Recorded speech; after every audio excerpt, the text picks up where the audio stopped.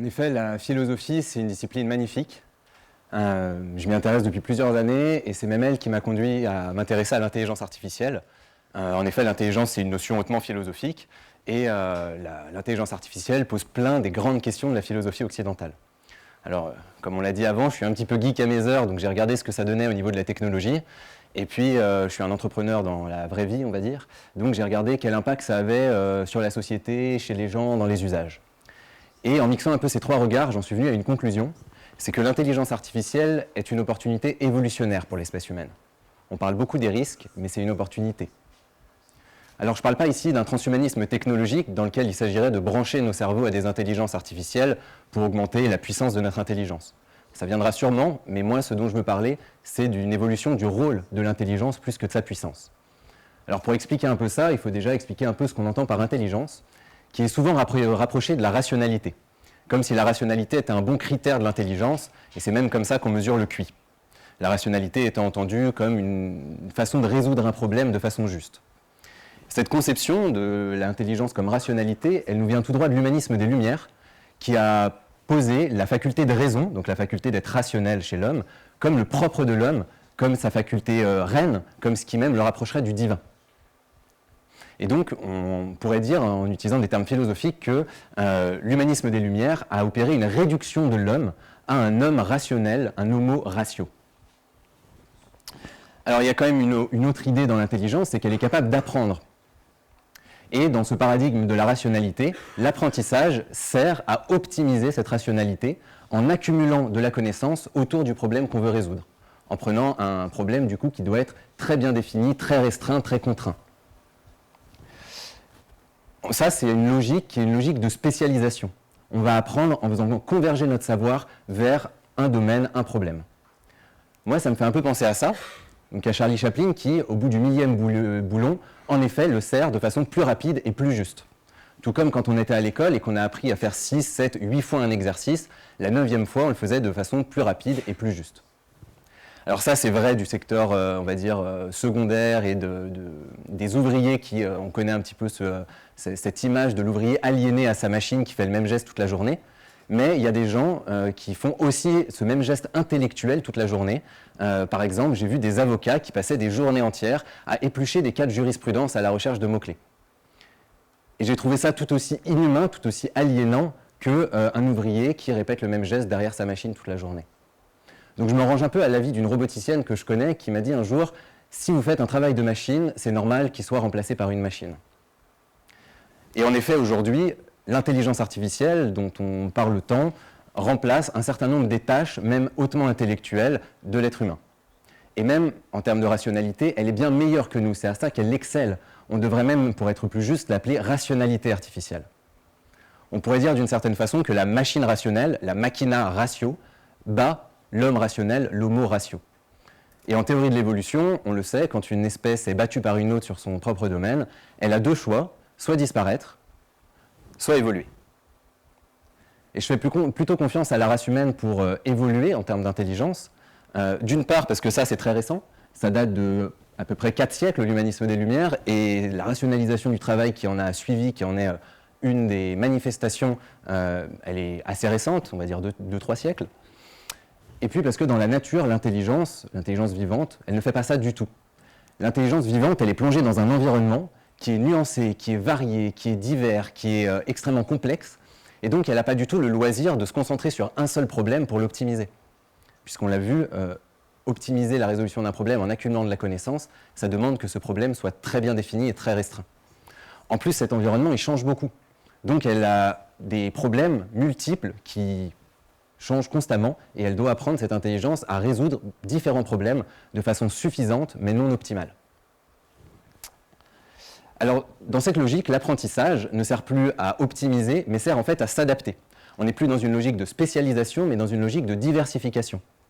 On n'est plus dans une logique d'accumulation de la connaissance, mais dans une logique de flux de connaissances qu'on actualise constamment pour être à jour vis-à-vis de l'environnement. Et à mon avis, c'est même pour ça qu'on a la capacité d'oublier. Il y a des connaissances qui deviennent obsolètes quand on accepte de les faire évoluer au fil du temps en fonction de notre environnement. Alors il y a une métaphore que j'aime bien, c'est la métaphore des systèmes ouverts. Donc un système ouvert, en physique, en biologie, en chimie, c'est un système qui échange constamment un flux avec son environnement pour se maintenir. Donc typiquement, un corps humain, c'est un système ouvert qui échange un flux d'énergie avec son environnement en mangeant et en tirant de l'énergie par la nourriture et en le recrachant sous la forme de dissipation de chaleur et d'effort. Et il a besoin de ce flux pour se maintenir. C'est un petit peu comme si le corps dansait un tango avec l'environnement, qui fait que quand l'environnement change ses pas de danse, se modifie, notre corps doit changer ses pas de danse et se modifier lui aussi. Et c'est pour ça qu'on a la capacité d'évoluer et que toutes les espèces évoluent au fil du temps en fonction de leur environnement. Et bien c'est un peu pareil pour l'intelligence. On pourrait la comparer à un système ouvert qui échange constamment un flux d'informations avec l'environnement et qui doit, pour maintenir ce tango qu'elle danse avec l'environnement, se transformer, évoluer quand l'environnement évolue. Et là, ça demande du coup que l'intelligence soit en interaction constante avec l'environnement, qu'elle soit ouverte, finalement qu'on soit curieux. Et la curiosité, c'est un bien meilleur critère de l'intelligence que la rationalité. On le sait aujourd'hui, chez les animaux comme chez les hommes. Alors, cette idée de couplage avec l'environnement, on pourrait dire, ça impose que quand l'environnement propose une nouvelle configuration, notre intelligence évolue, propose elle aussi une nouvelle configuration, une nouvelle interprétation pour cet environnement et des nouvelles solutions aux nouveaux problèmes que pose cet environnement. Donc tout ça, ça fait beaucoup de nouveautés. Heureusement, on a une faculté chez l'homme qui permet de gérer la nouveauté et c'est la créativité. Et donc là, vous voyez un peu où je veux en venir. Je veux en venir à un humanisme, à une conception de l'homme qui n'est plus fondée sur la rationalité, mais qui est fondée sur la créativité. La rationalité restant très pertinente, mais ça devient un outil au service de la créativité, un outil qu'on est capable d'externaliser aujourd'hui dans des machines, dans des intelligences artificielles. Et aujourd'hui, en plus, avec l'environnement qui change très vite, dû aux technologies, à l'environnement social, etc., on a d'autant plus besoin d'être créatif et de nourrir cette capacité à être en interaction constante avec l'environnement, à être curieux de l'environnement, pour continuer à danser le tango avec notre environnement qui accélère ses pas de danse. Donc, comme on appelait tout à l'heure l'homme rationnel homo ratio, pourquoi ne pas appeler l'homme créatif homo creatio? Et puisque l'homo ratio était l'émanation de l'humanisme des Lumières, je propose que l'homo creatio soit l'émanation d'un humanisme que j'appelle ouvert, en référence à ces systèmes ouverts et à ce besoin de curiosité pour constamment s'adapter et constamment être créatif. Bref, je propose qu'on désapprenne un peu l'héritage culturel que nous a laissé les Lumières et qui nous semble si évident aujourd'hui, qu'on laisse l'intelligence rationalisante aux intelligences artificielles qui le gèrent si bien, et qu'on tourne nos efforts d'évolution vers la créativité et vers notre capacité à s'adapter constamment.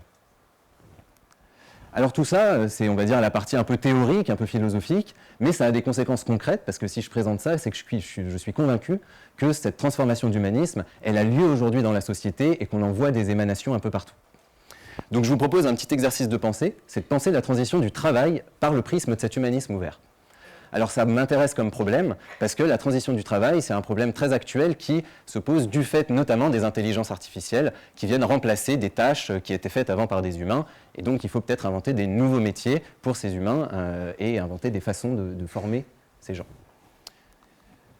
Tout d'abord, avant de penser à des nouveaux métiers, il faut penser à une nouvelle économie dans laquelle ces métiers vont vivre.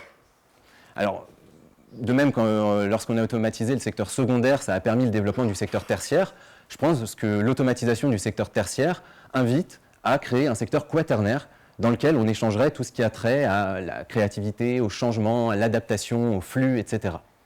Il y a 3 piliers que j'ai identifiés pour en tout cas au moins 3 piliers que j'ai identifiés pour ce secteur.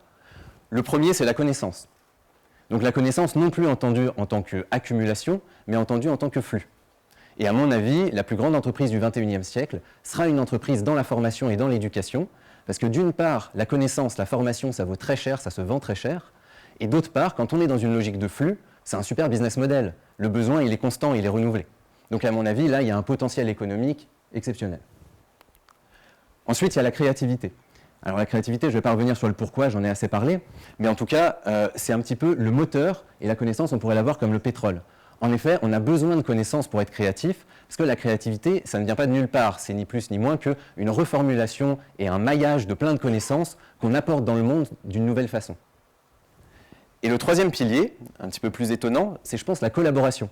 Et si le premier était le pétrole, le second le moteur, le troisième c'est le boost, la nitro. Parce qu'en effet, on le sait, on est beaucoup plus créatif quand on est à plusieurs, c'est démontré en psychologie aujourd'hui. Et on le sait en économie de la connaissance, un des grands principes, c'est que les échanges sont à somme positive. Si je possède une connaissance et que je vous la donne, vous l'avez aussi. Et donc, une connaissance plus une connaissance égale 2 connaissances, l'échange est à somme positive. On a généré plus de connaissances en les échangeant. Donc on a tout intérêt à collaborer pour être plus créatif et pour générer plus de connaissances. Bien, maintenant qu'on a cette nouvelle philosophie, qu'on a cette nouvelle économie, on va pouvoir rentrer dans le concret et essayer d'inventer des nouveaux métiers. Alors je vais reprendre mes 3 piliers. Pour la connaissance, là, c'est tout un nouveau champ qui s'ouvre à mon avis. Donc c'est tout un nouveau champ qui est basé sur une reformulation complète de ce qu'on appelle aujourd'hui la formation, non plus entendu autour de la spécialisation, mais entendu autour de cette notion de flux de connaissances et donc de diversification de la connaissance, non plus entendu en termes de recherche de compétences, mais en termes de recherche de polyvalence.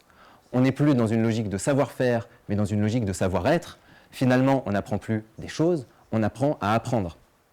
Et ça demande donc de travailler avec des outils complètement nouveaux en termes pédagogiques. Ça demande de faire de la pédagogie autrement, ça demande d'être pédagogue autrement, ça demande d'avoir du contenu pédagogique et des interfaces pédagogiques différentes. Et par exemple, les youtubeurs, à mon avis, s'inscrivent totalement dans ce mouvement. Pour ce qui est de la créativité, un métier qui commence tout juste à apparaître, c'est le métier d'inspirateur. Comme je l'ai dit tout à l'heure, pour être créatif, il faut mettre en mouvement, mettre en action des connaissances qu'on a acquises. Et donc, pour les mettre en mouvement, il faut qu'elles soient liées à du désir, il faut qu'on ait envie de les mobiliser, ces connaissances. Et des connaissances liées à de l'émotion, liées à du désir, c'est de l'inspiration. Et finalement, c'est pas pour rien, à mon avis, que TED a autant de succès aujourd'hui, c'est qu'il y a un vrai besoin d'inspiration pour être créatif. Et enfin, au niveau de la collaboration, un métier que je connais bien et dont on vous a déjà un peu parlé aujourd'hui, c'est le métier de facilitateur. Donc un facilitateur, c'est quelqu'un qui va permettre à des gens de backgrounds très différents de travailler ensemble, même s'ils n'ont pas le même langage technique, même s'ils n'ont pas la même culture. Par exemple, un comptable, quelqu'un du marketing, un ingénieur, un codeur et un anthropologue qui seraient autour d'une table pour travailler sur un projet un peu complexe qui demande à toutes ces connaissances de se rejoindre, ça ne serait pas aisé pour eux de communiquer et de se mettre d'accord.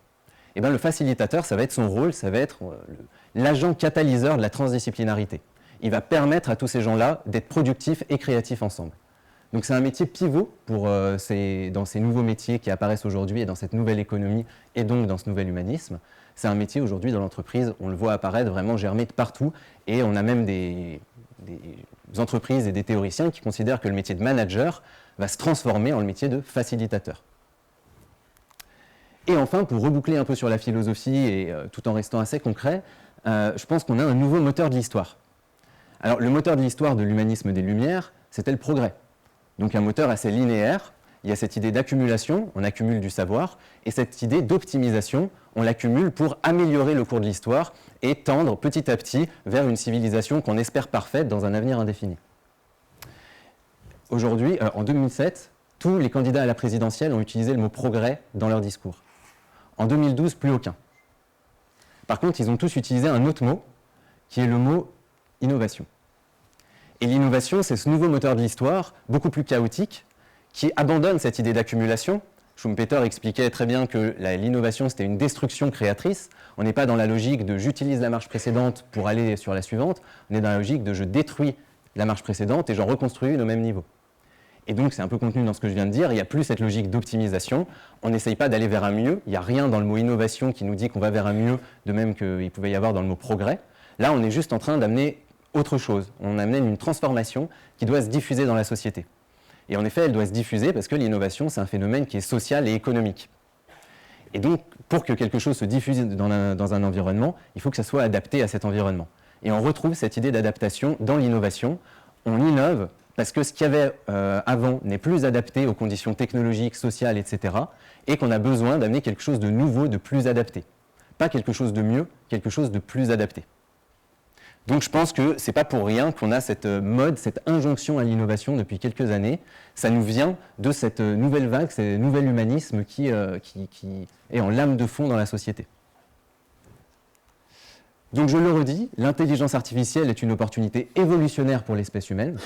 L'opportunité d'évoluer d'un humanisme de la rationalité, l'humanisme des Lumières, vers un humanisme fondé sur la créativité que j'appelle l'humanisme ouvert. Et au passage, pour le meilleur et pour le pire, je ne fais pas de jugement de valeur, ça nous permet de comprendre pourquoi on est passé d'une société du progrès à une société de l'innovation. Je vous remercie.